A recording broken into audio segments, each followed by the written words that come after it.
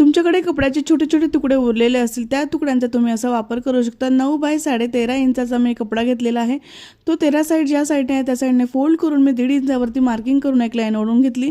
त्यानंतर तिथे ओपन भाग आहे तिथे गोल आकार दिला, अशा पद्धतीने कट करून घेतलं आणि त्यानंतर एवढा भाग मोजून घ्यायचा आहे। हा भाग माझा पूर्ण 16 इंचाचा आलेला आहे। तर मी इथे 16 बाय 4 इंचाचा कपडा घेतलेला आहे। त्याला झिप घ्यायची आहे। झिपची सरळ बाजू कपड्यावरती ठेवून झिप सरळ शिवून घ्यायची।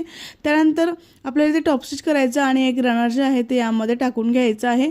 त्यानंतर याचा सेंटर असा मार्क करायचा आहे दोन्ही बाजूंनी आणि ते सेंटरवरती सेंटर ठेवून मग आपल्याला इथे दोन्ही बाजू शिवून घ्यायच्यात आणि इथे तुम्ही हँडल पण लावू शकता छोटे झिपच्या बाजूला। त्यानंतर अशा पद्धतीने टर्न करायचं आणि आपल्याला ह्या दोन्ही बाजू शिवून घ्यायच्या आहेत।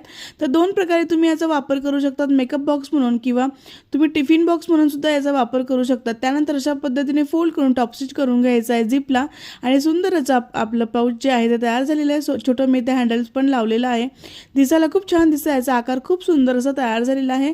तुम्हाला हे पाऊच कसं वाटलं मला कमेंट बॉक्समध्ये नक्की सांगा। डिटेल व्हिडिओ माझ्या फोटोच्या खाली जिथे त्रिकोण आहे तिथे तुम्हाला भेटून जाईल। Bye bye.